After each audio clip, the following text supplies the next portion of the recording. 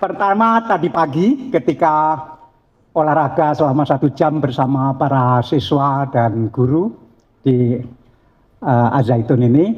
Kedua, barusan. Dan yang kedua ini saya menyanyikannya lebih lancar karena ada teks.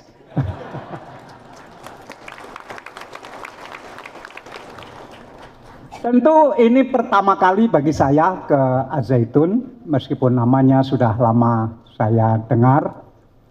Dan saya beruntung sekali bahwa kemarin sore saya diterima oleh Syekh Panji Gumilang tidak di kampus ini, tetapi di galangan kapal di Laut Biru. Ya. Saya melihat 2 kapal yang sudah praktis selesai dibangun, tinggal diluncurkan. Salah satunya berukuran 600 ton. Bagi saya itu fenomenal, karena ketika menjadi Menteri BUMN, saya membangkitkan perusahaan perikanan milik BUMN waktu itu, dan problemnya ternyata dijawab oleh Al-Zaitun yang kemarin saya lihat. Yaitu nelayan kita ini tidak bisa lama di laut. 3 hari harus pulang ke pelabuhan. 4 hari, 5 hari harus pulang ke pelabuhan. Karena apa? Pertama, kapalnya kecil. Yang kedua, kapal itu tidak dilengkapi dengan prasarana yang bisa mengawetkan ikan. Sehingga dia harus cepat-cepat ke pelabuhan supaya tidak busuk. Tetapi kapal yang kemarin saya lihat, yang 600 ton itu, perkiraan saya kapal itu bisa berada di laut selama 15 hari. Berarti akan menghasilkan tangkapan ikan 10 kali lipat dari umumnya nelayan. Karena apa? Karena kapal ini dilengkapi dengan ABS dan dilengkapi dengan cold storage. Ini mau berapa lama pun di tengah laut tidak masalah. Dan karena itu ikannya langsung bisa dibawa ke pusat konsumen, yaitu di Jawa. Banyak sekali orang menangkap ikan di Laut Arafuru, di dekat Australia sana, bukan, di dekat Dili, di dekat Saumlaki namanya. Tetapi harus dibawa ke Ambon, atau harus dibawa ke Sorong, atau harus dibawa ke Bitung, yang di sana bukan tempat konsumen yang utama. Konsumen utama ini kan di Jawa.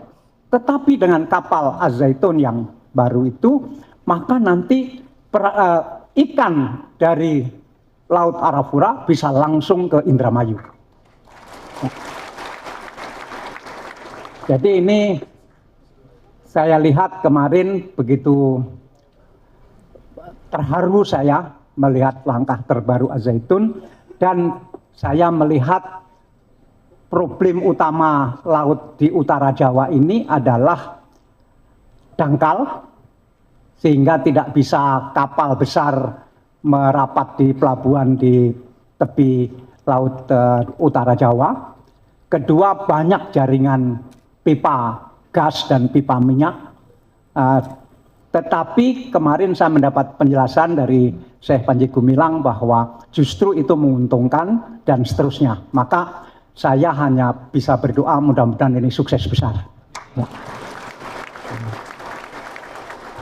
Saya belum melihat pertaniannya, saya belum melihat peternakannya, tetapi sebagai Menteri BUMN waktu itu, saya sangat menyesal ketika saya membuat keputusan saya akan membangkitkan perusahaan BUMN di bidang pangan, namanya Dewi Sri. Saya masih beranggapan mungkin perusahaan itu bisa dibangkitkan, bisa dihidupkan. Ternyata menghabiskan waktu.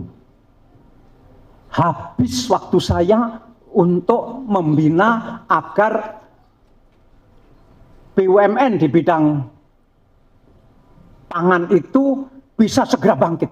ternyata sulit sekali. Dan saya menyesal sekali, kenapa dulu tidak saya bubarkan saja.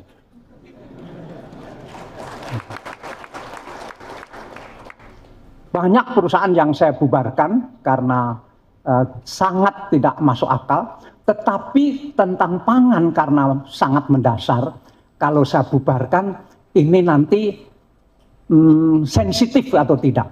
Tetapi betul itu yang saya paling sesali selama jadi menteri. Tidak langsung membubarkan perusahaan pangan dan bangun yang baru. Mungkin akan lebih mudah.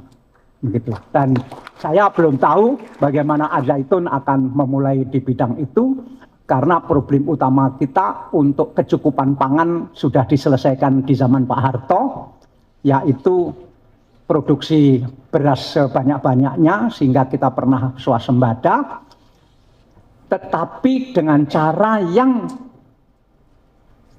sekarang kita anggap kurang baik. Tetapi waktu itu harus begitu. Karena kalau tidak begitu, tidak cukup pangan ini. Yaitu penggunaan pupuk kimia, pupuk urea. Yang akhirnya sangat berlebihan, petani sudah teracuni oleh pupuk itu, yang kalau padinya itu hijaunya itu tidak hijau sekali, tidak puas. Sampai mereka mengatakan hijaunya itu sampai biru begitu. Padahal antara warna dan produksi tidak ada hubungannya. Tetapi ini meracuni para petani karena anggapan semakin banyak pupuk semakin baik. Akhirnya penggunaan pupuk luar biasa dan mematikan tanah di seluruh Jawa ini. Nah, ini yang harus direhabilitasi, dan nanti saya pengen tahu konsep Al-Zaitun di bidang pertanian ini. Demikian juga masalah peternakan. Kita sulit sekali swasembada daging karena biaya memelihara sapi dari dia hamil, dari ibunya bunting, itu biayanya tertentu, sampai anak sapi itu berumur 6 bulan, itu biayanya sudah mencapai 3 juta. Kemudian harus dipelihara lagi, yang nanti ketika dijual harganya berapa. Ini tidak pernah ketemu. Nah, ini solusi ini saya juga pengen tahu nanti, mudah-mudahan ada kesempatan bagaimana konsep Al-Zaitun, karena saya baca dari tulisan Pak Robin bahwa zaitun adalah miniatur Indonesia yang bisa memproduksi segala macam yang cukup untuk Al-Zaitun sendiri yang jumlahnya tertentu. Jadi ada rasional di situ, luas tanah berapa, luas tanah pertanian berapa, santri berapa, bersama karyawan berapa, dosen berapa, bagaimana cara memproduksi dan memproduktifkan tanah ini sampai swasembada Al-Zaitun.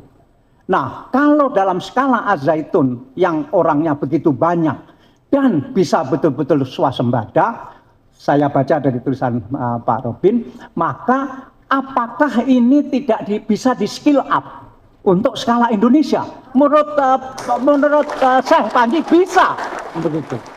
Nah, rasionalitas seperti inilah yang saya sangat kagumi dari Al-Zaitun ini, sehingga semuanya harus serba dihitung, semuanya serba ilmiah, tidak ada tahayul, tidak ada segala macam, pokoknya harus dihitung. Gitu. Saking ilmiahnya sampai orang yang biasa tahayul menganggap ini tahayul baru. Ya begitulah, karena di zaman medsos yang gila-gilaan ini ada yang disebut kebenaran baru. Jadi kebenaran saja tidak cukup. Kebenaran saja sudah kuno. Jadi siapa yang mengejar kebenaran itu sudah ketinggalan. Karena apa? Ada kebenaran baru. Ya. Dan kebenaran baru ini berbeda dengan kebenaran. Dan kebenaran baru nanti dasarnya bukan fakta. Jadi fakta tidak mencerminkan kebenaran. Jadi ini betul-betul kebenaran baru. Jadi kalau kita berbantah di media sosial dengan cara menyampaikan fakta-fakta, nggak ada gunanya. Nggak ada gunanya. Karena fakta tidak lagi menjadi bagian kebenaran. Kebenaran baru itu datang dari yang disebut persepsi. Jadi kebenaran lama based on facts, kebenaran lama bertumpu kepada fakta, kebenaran baru ini bertumpu kepada persepsi. Jadi persepsi menjadi dasar kebenaran. Dan persepsi dibentuk bukan oleh fakta. Persepsi dibentuk oleh frame yang disebut framing. Ya. Nah, inilah. Jadi untuk apa gunanya perguruan tinggi kalau orang bisa mencari kebenaran lewat framing? Ini persoalan besar bagi para sarjana ilmu sosial untuk menyelesaikan itu. Dan di zaman gila-gilaan seperti ini, maka fakta tidak lagi dianggap penting. Yang dianggap penting adalah framing, dan langkah berikutnya, actionnya adalah yang disebut buzzer. Jadi para pendakwah akan kalah dengan buzzer.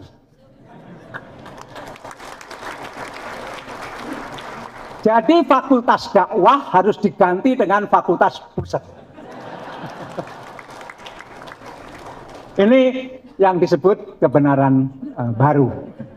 Nah, sekarang Az-Zaitun yang begitu istimewa, saking istimewanya sampai menjadi sasaran digebuki. Begitu. Apakah akan selalu istimewa? Dulu waktu saya masih muda dan aktif di pergerakan pelajar Islam dan mahasiswa Islam, itu tiap hari kita diskusi mengenai keumatan. Saya menjadi aktivis mahasiswa bukan berarti saya lama di perguruan tinggi. Saya hanya 2 semester. Setelah itu drop out. Ya. Karena saya lulusan madrasah aliyah di pesantren keluarga di Magetan, pesantren Sabilil Mutakin. Mungkin sealiran dengan keluarga Syekh Panji Gumilang, yaitu kelompok dari yang secara nasional disebut Masumi, tetapi ubudiyahnya NU. Dan ketika itu menjadi korban PKI, kiai-kiai kami yang berarti itu paman-paman dan kakek kami semua dibunuh oleh PKI pada tahun 48.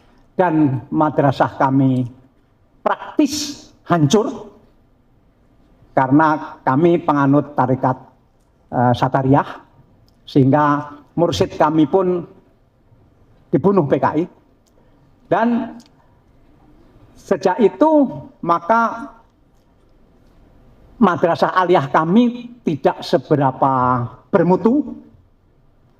Tetapi sekarang saya bisa mengatakan mengapa tidak bermutu, karena mata pelajarannya terlalu banyak. Waktu saya di madrasah aliyah, mata pelajarannya 27. Pokoknya fikih, usul fikih dan segala macamnya, hadis, mustalah hadis dan segala macamnya, mantik, balaghah, semua dipelajari. Akhirnya nggak bisa semua.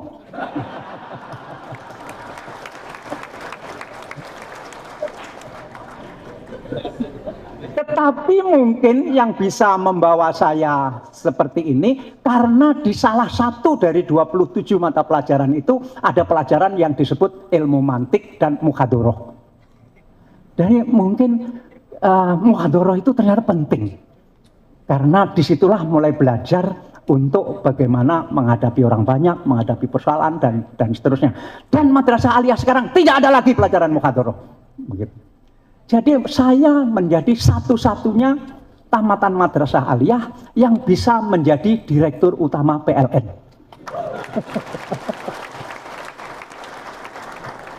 Jadi waktu Bapak Presiden minta saya menjadi Direktur Utama PLN, saya mengingatkan beliau, Pak, saya ini bukan insinyur, saya ini bukan insinyur listrik, saya ini tamatan madrasah aliyah. Kalau saya jadi Direktur Utama PLN, nanti Bapak akan disorot oleh masyarakat. Ini presiden apa mengangkat tamatan madrasah aliyah menjadi Direktur Utama PLN? Yang biasanya selalu tamatan Fakultas Elektro ITB. Jauh banget. Tapi Bapak Presiden mengatakan, Pak Dahlan, saya tahu semua itu, tetapi krisis listrik lagi sangat berat dan sudah kita coba dengan berbagai intelektual untuk memimpin PLN tidak berhasil. Nah, sekarang saya tahu Pak Dahlan akan berhasil. Kenapa, Pak?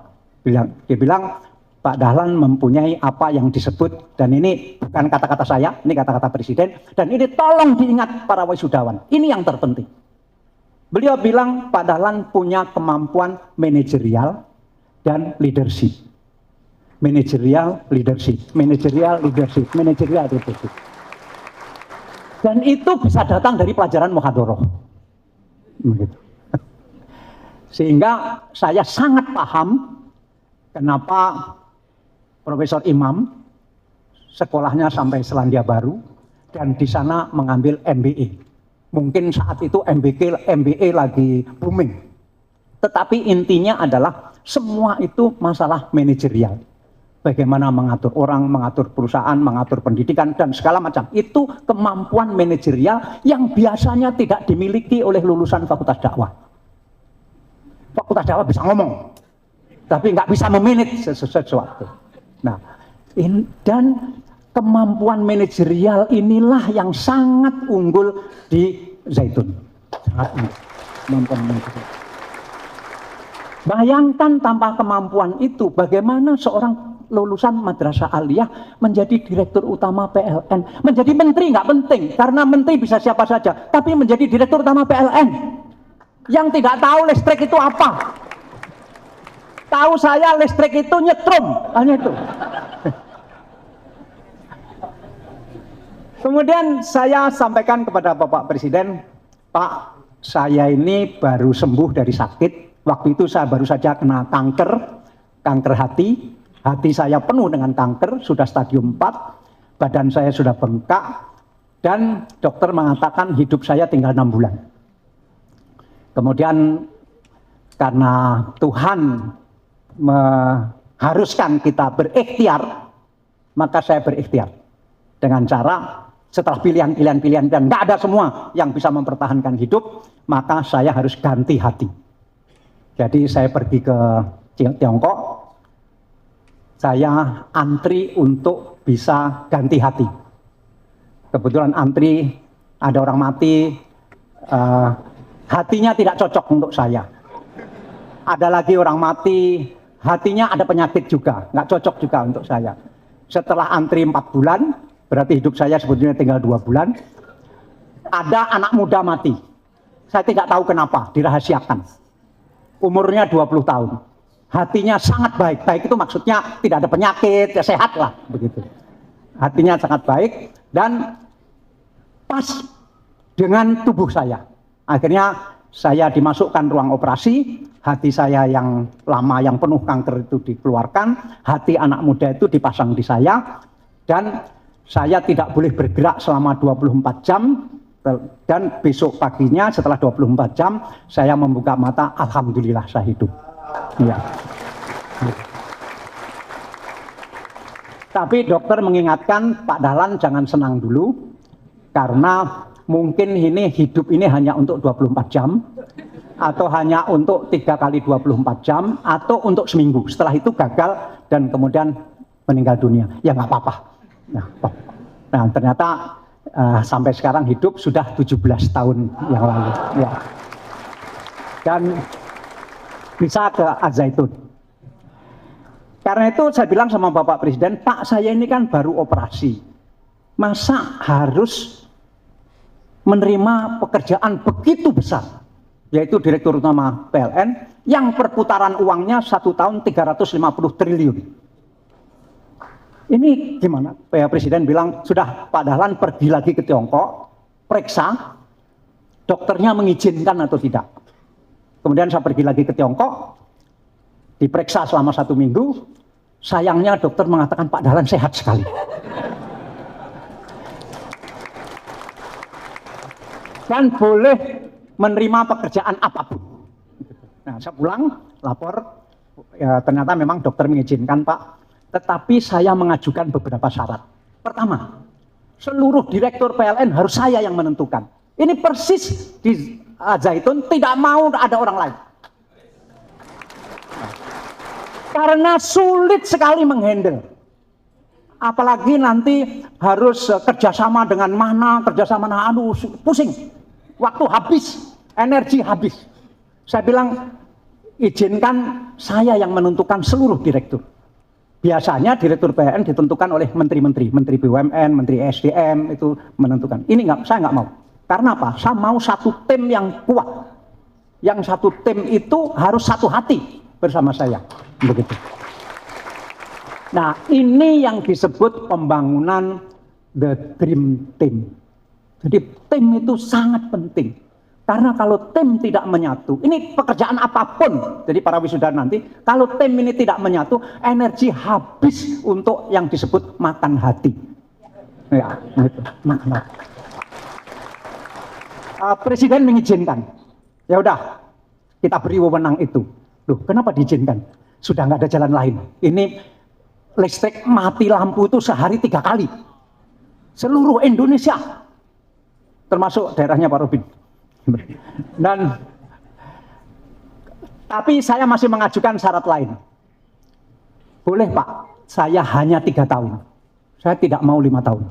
Masa jabatannya kan 5 tahun. Saya tidak mau. Loh, kenapa? Saya pengen kembali menjadi orang bebas. Seperti Pak Robin jadi guru dulu juga berhenti jadi orang bebas. Paling enak orang itu bebas. Apalagi punya uang. Dan Presiden bilang, apa yang bisa dikerjakan selama 3 tahun? Pak, dalam 3 tahun saya akan buat listrik di Indonesia sama dengan Malaysia. Tidak lebih baik, tapi sama dengan Malaysia.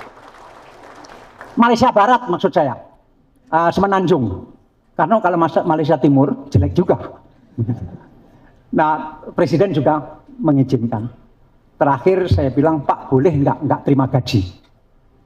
Karena ketika saya selamat dari ganti hati, saya ada berjanji dengan hati saya yang baru untuk tidak lagi mencari uang.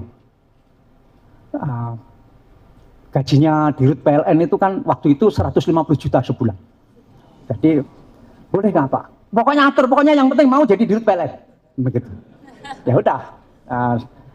Kemudian saya juga tidak pakai mobil dinas, bensin beli sendiri, pulsa telepon beli sendiri, semua beli sendiri. Juga karena mobil saya lebih bagus dari mobil dinas. Ini guyon tapi benar. Nah, janji saya 3 tahun, tetapi baru 22 bulan saya menjadi Dirut PLN, saya dipanggil oleh Bapak Presiden untuk menjadi Menteri BUMN.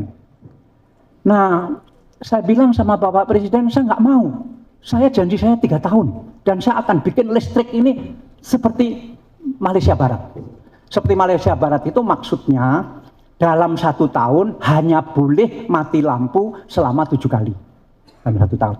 Saya tidak bisa berjanji akan seperti Korea, nggak bisa. Korea 1 tahun hanya boleh mati 1 kali. Begitu. Ini ukurannya seperti itu. Nah, Bapak Presiden enggak jadi menteri katanya, karena PLN sudah bagus. Pak, belum, Indonesia Timur belum Pak, sudah bagus, sudah nggak ada keluhan lagi katanya. Orang sudah seneng semua. Terus kemudian jadi menteri itu. Nah, ya, itu yang disebut kemampuan manajerial dan kemampuan leadership. Kemampuan leadership ini yang agak sulit, harus dilatih. Karena itu sejak siswa di sini sudah dilatih bahwa pemilihan ketua siswanya harus lewat pemilu, pemilunya diatur sedemikian rupa. Saya baca di halaman 44, Enggak. Demikian rupa, semua itu adalah latihan kepemimpinan, tetapi dipraktekkan. Tidak latihan dengan cara ceramah, tidak diceramahi. Karena khutbah itu membosankan. Termasuk pidato saya ini juga membosankan sebetulnya. Khutbah itu, mendengar khutbah saja ngantuk, apalagi harus membaca khutbah. Jadi latihan praktis seperti itulah yang akan membina apa yang disebut kemampuan manajerial dan leadership. Nah, tetapi Az-Zaitun ini kan sekarang sudah berarti 25 tahun. Apakah Az-Zaitun akan terus dianggap hebat? Belum tentu. Sekarang belum tentu. Waktu saya menjadi mahasiswa sebentar itu, menjadi aktivis mahasiswa Islam dan pelajar Islam, tiap hari kita mendiskusikan waktu itu,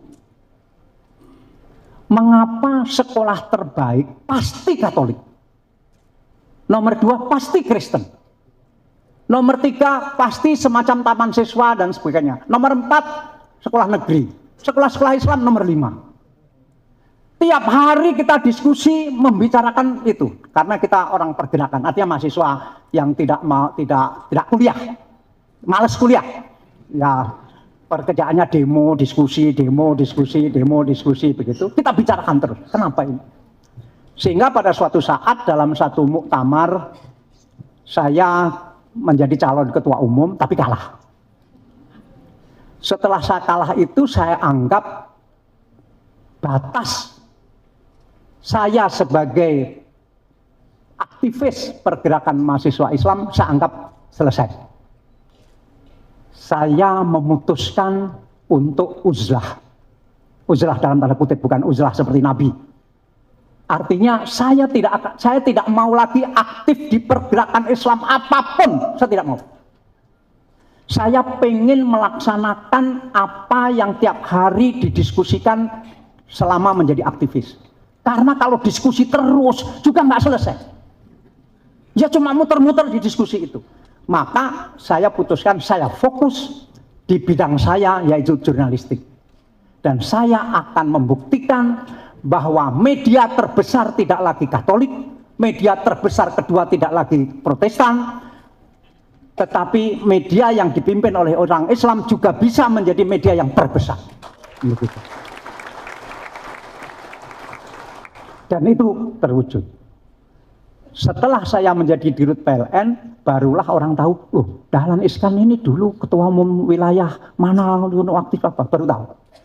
Sehingga banyak sekali orang tidak tahu bahwa saya dulu aktivis mahasiswa Islam. Bahkan ketika bisnis saya berkembang demikian rupa, saya diyahudi-yahudikan. Ini Dahlan ini Yahudi. Ini anteknya komunis Tiongkok ini, dan seterusnya. Baru ketika belakangan ditelusuri, loh ternyata dulu aktivis Islam. Gitu. Berarti uzlah saya itu sempurna sekali. Saya sampai nggak mau kenal aktivis manapun. Saya putus begitu. Supaya apa? Kalau saya masih menjadi pura-pura ikut aktivis, nanti mengganggu. Aktivisnya terganggu, saya terganggu. Maka saya putuskan cut off total. Begitu. Sehingga logika saya, yang mau menjadi politisi itu terlalu banyak. Yang mau menjadi aktivis terlalu banyak. Saking banyaknya sampai hidupnya hanya sikut-sikutan terus. Begitu. Tetapi yang mau menekuni bidang-bidang tertentu itu sangat sedikit. Nah itu saya putuskan untuk tidak lagi jadi aktivis. Karena itu saya sangat mengagumi Syekh Panji Gumilang bahwa sampai hari ini tidak jadi anggota DPR. Sampai hari ini tidak jadi partai politik. Karena begitu Syekh Panji Gumilang menjadi orang politik, habis menderita. Dikhianati dan mengkhianati itu sama dengan tauhid dan rukun Islam. Ini beratnya segitu. Sehingga kesimpulan saya bahwa Az-Zaitun ini sangat fokus dipikirkan oleh seorang ditekuni oleh seorang, dikeloni itu siang malam, ditemani oleh sang pendiri, dan itu kunci suksesnya. Siapapun yang pengen bikin usaha, siapapun yang pengen meniti karir, jangan mudah tergoda keluar dari yang ditekuni itu. Nah, ini baru jadi pengusaha 2 tahun menjadi tim sukses, habis. Karena apa? Mencari uang paling enak ya lewat tim sukses itu. Karena kalau mencari uang lewat usaha, rumit sekali. Karena itu saya pernah sampaikan bahwa di dunia usaha pun ada tauhidnya. Tauhid pengusaha. Inti dari tauhid adalah mengesahkan. Tidak menduakan, tidak mentigakan. Inti dari mengesahkan adalah fokus. Jadi barang siapa jadi pengusaha tetapi masih mikir politik, maka dia tergolong orang yang tidak bertauhid di bidang itu. Dia orang musyrik. Ya. Dan orang musyrik semuanya masuk neraka. Dan nerakanya pengusaha adalah bangkrut dan sulit. Jadi, itulah. Nah, kemudian apakah Az-Zaitun masih akan diangkat? Kenapa pendidikan Islam tidak maju? Sekarang ini luar biasa sekolah-sekolah Islam, Pak Robi, yang sudah mengalahkan sekolah Katolik dari segi kualitasnya, banyak sekali. Ada satu sekolah di Batu, di Malang, untuk bisa masuk SMA di situ harus inden selama 5 tahun, inden. Jadi ketika anaknya masih kelas 5 SD, sudah harus didaftarkan masuk SMA sekolah itu, sekolah Islam. Saking larisnya, saking bagusnya mutunya. Dan selama mulai kelas 5 SD itu bayar terus tiap bulan. Bayarannya tidak mahal ketika sekolah, tapi harus bayar. Supaya dia konsisten, tidak lagi. Jadi 5 tahun kemudian baru bisa masuk SMA. Saking mutu yang, dan sekolah seperti itu cukup banyak. Dan ini calon-calon pesaing Az-Zaitun. Kemudian ada sekolah tidak jauh dari sini, di Cirebon, itu sangat radikal. Pondok pesantren, NO, sangat radikal, orientasi NO, sangat radikal. Saya kok NO menjadi lebih pembaharu dari Muhammadiyah ya, begitu. Nah ini dia SMA, mata pelajarannya 3. Semester 1 hanya membaca Quran, matematika, fisika. Kenapa membaca Quran? Karena mungkin banyak siswa yang baca Qurannya belum baik. Harus benar, tajwidnya harus benar. Dan ini 1 semester harus sudah selesai dan harus sudah bisa membaca Al-Quran dengan benar. 1 semester. Kalau 1 semester belum bisa baca Quran benar ya keterlaluan. Begitu. Kemudian semester 2, mata pelajarannya hanya 3 lagi. 1 menghafal Quran, 2 matematika, 3 fisika. Dan hafal Quran ini 6 bulan harus hafal.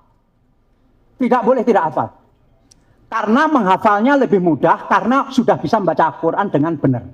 Berarti menghafalnya tinggal step berikutnya. Bukan menghafal sambil belajar membaca. Tapi hafal Quran ini hanya 1 semester. Semester berikutnya tidak ada lagi pelajaran hafal Al-Quran. Hafal nggak hafal 1 semester. Dan tidak harus hafal 30 juz. Bisa 10 juz, bisa 20, bisa 30, terserah. Yang penting hafal. Semester berikutnya, mata pelajarannya 3 lagi. Bahasa Inggris, matematika, fisika. Dalam 6 bulan harus bisa bahasa Inggris. Tidak ada pelajaran bahasa Inggris lagi di semester berikutnya. Semester berikutnya lagi, bahasa Arab, matematika, fisika. Terus begitu. Nah, apakah bisa lulus ujian nasional? Kalau pelajarannya seperti itu. Nah, pesantren ini memutuskan untuk semester terakhir tidak ada pelajaran apapun kecuali mengerjakan soal-soal ujian nasional. Tiap hari selama 1 semester. Dan ini saya anggap sangat rasional. Mengapa untuk ujian 3 tahun lagi sudah harus belajar sekarang? Jadi dia pepet itu di semester terakhir untuk lulus ujian nasional. Jadi banyak sekali sekarang penemuan-penemuan di kalangan madrasah Islam, sehingga tidak bisa lagi Katolik berbangga diri, sekolah terbaik pasti Katolik, tidak bisa lagi Pak Rutin. Banyak hal begitu. Nah, inilah persaingan-persaingan yang terjadi, dan tentu prinsip Az-Zaitun yang sangat merdeka sampai diucapkan seperti Assalamualaikum. Saya anggap kemerdekaan ini akan menjadi modal yang sangat besar bagi Az-Zaitun untuk step berikutnya lagi. Terima kasih.